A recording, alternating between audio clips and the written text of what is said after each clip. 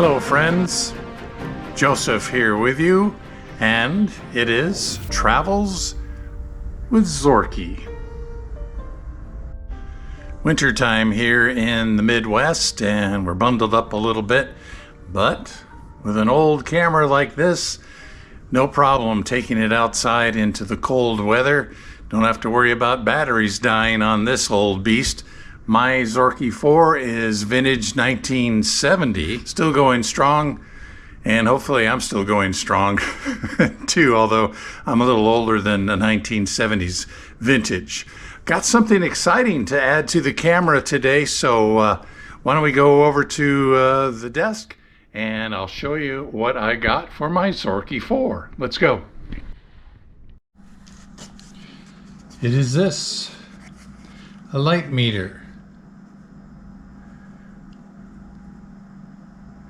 TT Artisan light meter.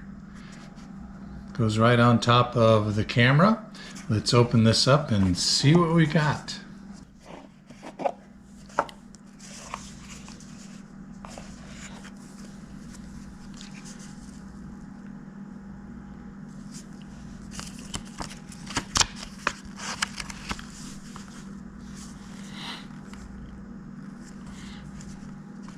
Little user manual, and here is the meter, nicely tucked into a little foam cradle.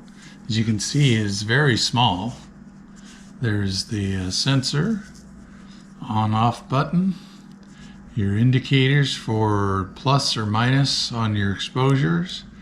You set your shutter speeds, and you set your f-stops here, and then inside this ring is your ISO setting. It's the first time playing with this. 200, 400. So I have 400 T-Max black and white in my Zorki right now. And under here is the battery, and then you can also change the hot shoe orientation depending on your camera. Is this ready to go? Or do I need a battery in here? It also comes with a little miniature Phillips screwdriver head. So let's see what we have to do.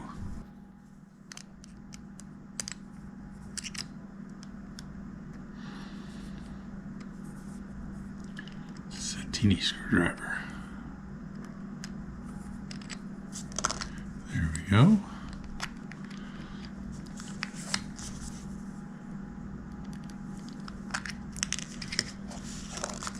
And it does not come with a battery. You have to supply your own. That just slips back in there. This feels like it's made out of a nice aluminum. And I got the chrome version to match the Zorki. So, we'd go find ourselves a battery. So here we go. Here's the battery that we need for our light meter. It is the 1632, the very small little coin size battery. This is a Duracell. It's a 3-volt battery, and this cost about just over $5, $6 at Wally World. So this is the one we're going to put in our meter.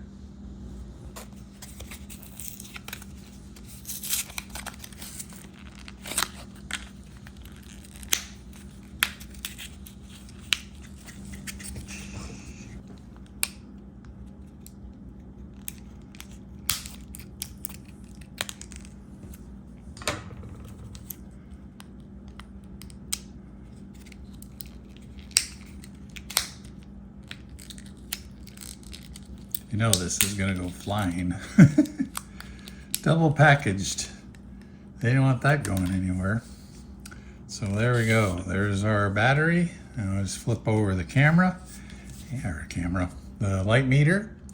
And there's a little Phillips screw that opens up.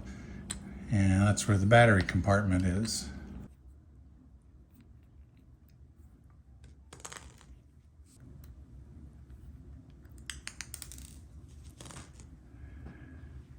And where did that go? I found it.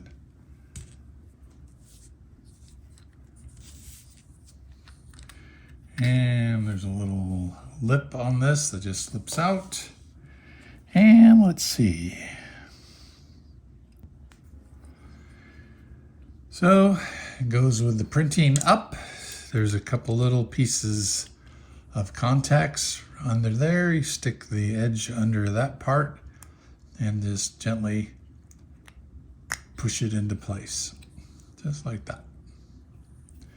And then we will return the battery case cover and get the screw in there.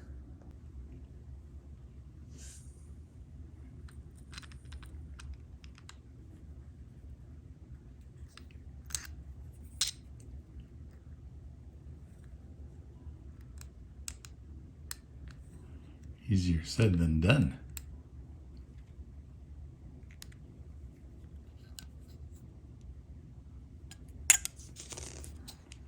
That is on good and tight, so we are ready to go. Here's the on-off switch for the meter. Click that on, and we have red lights. Adjusting the aperture, and we have the red minus and the green plus, which means we're right about there where we need to be. Change the aperture. Okay, so we're going to be here. We're underexposed by about a half a stop, so maybe we'll drop down there to 125th of a second. And 2 greens, I think we're good to go. Just a little underexposed and a little overexposed. So 2 greens, and the green center light means that is our light meter reading. F2 at 125th of a second. And as you could see, the meter automatically shuts down after a few seconds. So that's good, so you're not wearing out the battery. Let's get this on the camera. And it's just a matter of getting the cold shoe into the cold shoe mount on top of the camera. And we are ready to shoot some pictures. That's awesome. I like the fact that the Zorki 4 is a fully manual camera. There's no batteries in the camera, no light meter, so nothing's going to leak battery acid or go out just when you are hoping to take a picture. Good for cold weather because it's all mechanical, and good for hot weather too. And a totally manual camera, it makes you think a little bit about the photos that you're taking. My only concern with the TT Artisan is that this is not in there super secure. It might need a very thin kind of filler piece underneath to keep it in there snugly, but I mean, it's not going to fall out. I just would hate to have it get knocked and go flying. So there you go. I think this is pretty cool. So we turn it on, and we have the on there. We're going to take a meter reading, and we're a little overexposed here at 125th at 2.8. This is a 2.8 lens, and I might want to shoot at 5.6. So I'm going to set the ring here to f5.6. Still a little overexposed. Let's dial in that shutter, and right there we're looking at about 500th of a second at 5.6, or we can go down to F8 really gets some good depth of field, and then work our shutter speed until we're right there, 2/50th at F8, and be there. Then we just set the camera's aperture and your shutter speed to match what the meter is telling you, just like you would if the meter was inside the camera. And focus in, you're ready to shoot. So, I don't know, I think it looks pretty cool. What do you think? Is this something that you would try? They're not that expensive. I think this one was around $70, plus another $6 for the battery. Got it on Amazon, and there's several different brands of light meters that are available, and you know, pick your one that you want. They go up over $200, $300 for some. This is good enough for the amount of shooting I'm doing with my Zorki 4.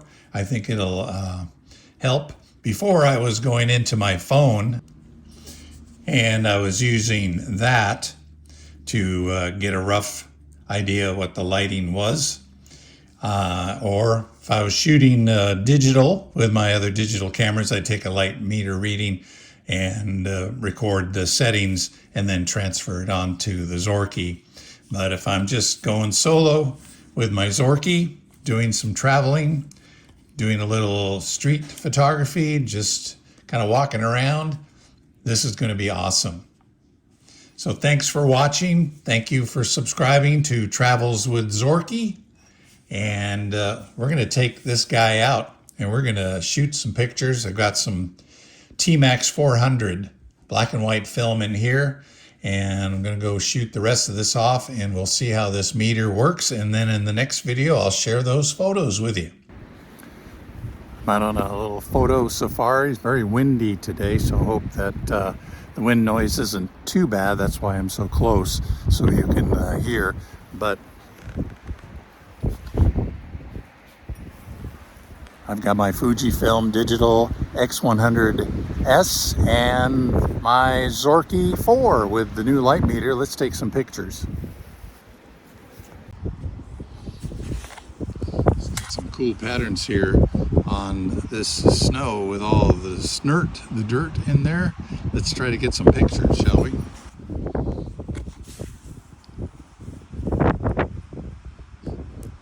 on the meter. Of course, we're going to be way overexposed. Let's go to 2/50th. 2/50th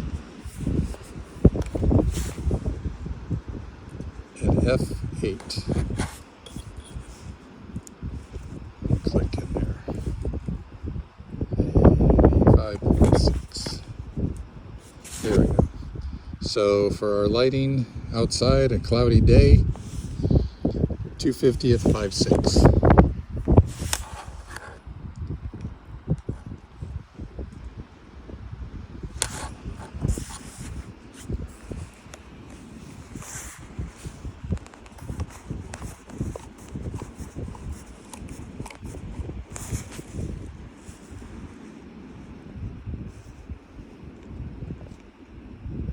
There we go. We should be set.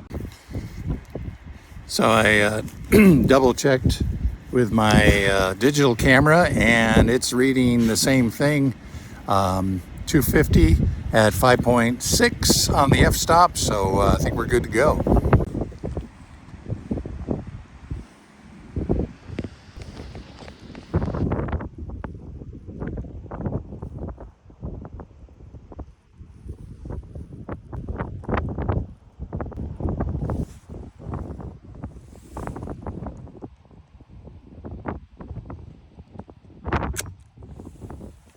Again, this is the TT Artisan Light Meter S-2, and it comes in at 34 grams, and I think that's before the battery.